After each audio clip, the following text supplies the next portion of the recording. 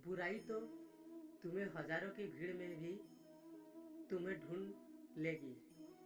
ठीक उसी प्रकार जैसे गायों की झुंड में भी बछड़ा अपने माँ को ढूंढ लेता है, परंतु जो बंसीवाला को दिल से मानता है वो बुराई में भी अच्छाई को ढूंढ लेता है। व्यक्ति को सदैव बुराई से बचकर रहना चाहिए। अगर कोई बुरा कर्म करता है तो वो कर्म उसको अपने जीवन में भोगना ही पड़ता है। जिस प्रकार बछिया झुंड में भी अपने माँ को ढूंढ लेती है, वैसे ही कर्म का फल आपको हजारों के भीड़ में भी ढूंढ लेगा। माधव कहते हैं, किसी जीव को कष्ट देकर आप मुझे खुश नहीं देख सकते हो। श्री कृष्णा जगत के स्वामी हैं। वो कण कण में निवास करते हैं।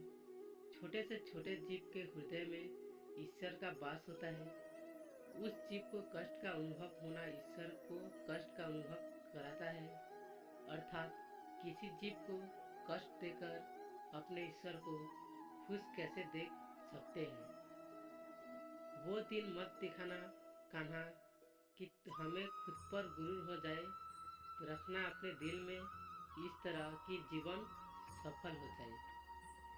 जो श्री कृष्णा का दास हो जाता है वो अपने आराध्य से ऐसे दिन ना देखने की कामना करता है जिससे उसमें कभी गुरूर आ जाए।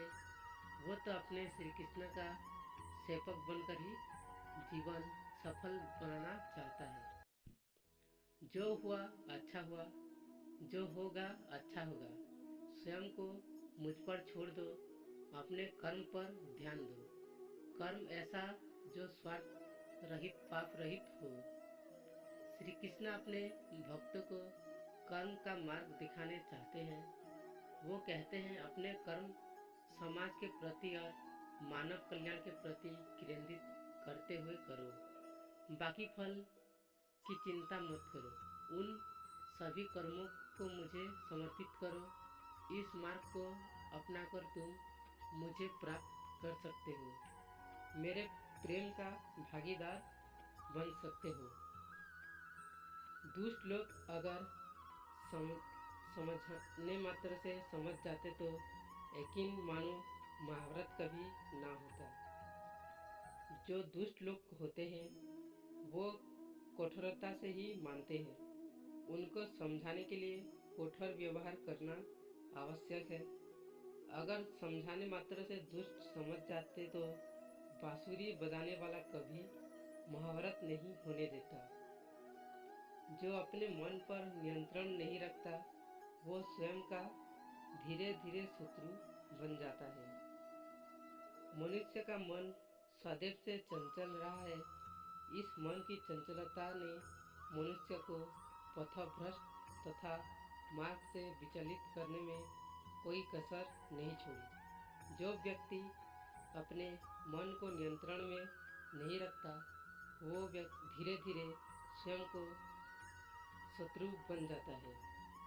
ज़्यादा हंसने और बोलने वाला व्यक्ति अगर चुप हो जाए तो मान लेना वो भीतर से टूट चुका है। जो व्यक्ति सदैव हंसता खेलता मुस्कुराता रहता है, अगर वो अपने स्वभाव से भिन्न हो जाए अर्थात चुप गुमसुम उदास रहने लगे तो समझना उसके हृदय में एक पीड़ा है। उस पीड़ा ने उसे कमजोर बना दिया है। जिस व्यक्ति के पास संतुष्टि नहीं है उसे कितना भी मिल जाए वो असंतुष्ट ही रहेगा। जिस व्यक्ति के पास संपूर्ण धन दौलत यशो वैभव सब है मगर संतुष्टि नहीं है, उस धन दौलत का कोई अर्थ नहीं। वो सदैव असंतुष्ट की स्थिति में ही रहता है। जिसके पास संतुष्टि है वो थोड़े में भी संतुष्ट रहता है। जिंदगी में सदैव अवसरों का आनंद लेना चाहिए, लेकिन किसी के भरोसे को तोड़कर नहीं। जिंदगी में भरोसा एक ऐसी चीज है जिसे प्राप्त करना वर्षों की मेहनत के समान है। फिर भी ये प्राप्त हो या ना, यही भाग्य पर निर्भर करता है। किंतु भरोसे को तोड़कर पुनः प्राप्त करना ये संभव नहीं है। इसलिए जिंदगी में अवसरों का आनंद सदैव ले, लेकिन भरोसे को कभी टूटने ना दे। प्रेम में कोई वियोग नहीं होता, प्रेम ही अंतिम योग है, अंतिम मिलन है। प्रेम कभी ना समाप्त होने वाली प्रक्रिया है। जिस व्यक्ति को प्रेम हो जाता है वो फिर जीवन और जीवन के बाद भी प्रेम के वशीभूत रहता है। प्रेम को प्राप्त करने के लिए त्याग, तपस्या और योग का सहारा लेना पड़ता है। कभी भी स्वयं पर घमंड मत करना। पत्थर भी भारी होकर पानी में अपना वजूद खो देता है। जो व्यक्ति अपने अहंकार से भारी हो जाता है, जिसमें अभिमान भर जाता है, वो उस पत्थर की भांति होता है जो भारी होने के बावजूद भी नींद की धारा में डूबकर अपना अस्तित्व खो देता है। अगर ईश्वर तुम्हें ज़्यादा प्रतीक्षा करवा रहे हैं तो हो सकता है जितना तुमने मांगा उससे ज़्यादा देने वाला हो। अगर किसी लक्ष्य, खुशी या सफलता की प्राप्ति में लंबा समय लग रहा है, प्रतीक्षा की अवधि अधिक है, तो हो सकता है आपकी अपेक्षा से ज़्यादा आपको मिलने वाला है।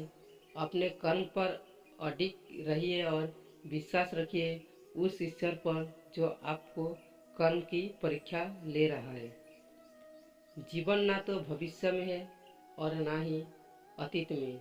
जीवन तो बस इस पल में है, केवल इस पल में।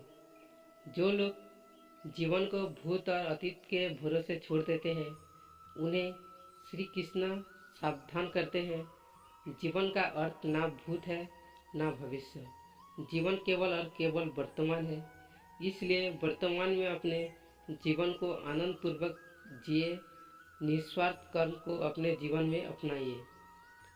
मैं विधाता होकर भी विधि के विधान को नहीं टाल सका। मेरी चाह राधा थी और चाहती मुझको मेरी थी, पर मैं हूँ रुक्मणी का गया। जो विधाता के लेख में होता है उसी का फल हमें मिलता है। विधि के विधान को स्वयं ईश्वर भी नहीं टाल सकते। जिस प्रकार राधा से कृष्ण निरक्षल भाव से प्रेम करते थे, प्रेमिका के भाव से मीरा कृष्ण को पति मानती थी, मगर विधि के विधान में रुक्मणी का साथ लिखा था, जिसे स्वयं विधाता भी नहीं टाल सके।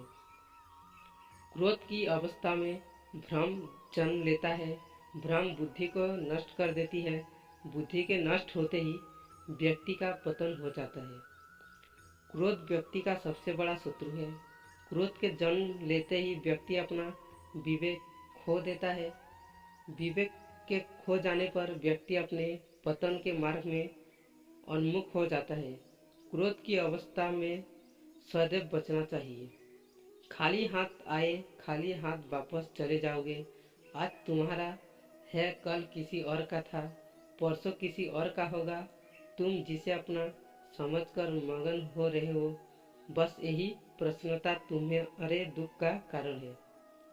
इस संसार में कुछ भी सस्ताई नहीं है, ना ही दुख और ना ही जीवन मरण। इस प्रक्रिया है। जो खुशियाँ आज तुम्हारे पास है, कल वो खुशियाँ किसी और के पास होगी। जिसे अपना समझकर हम खुश होते हैं, वही